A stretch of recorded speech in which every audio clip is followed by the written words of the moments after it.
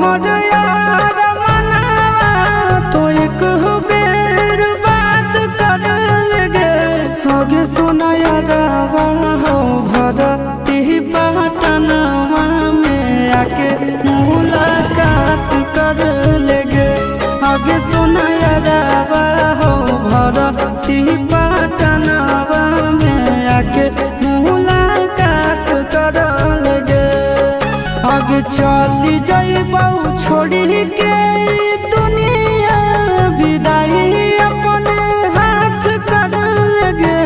आगे सुना यारवा हो भरती पटनवा में आके मुलाकात कर लगे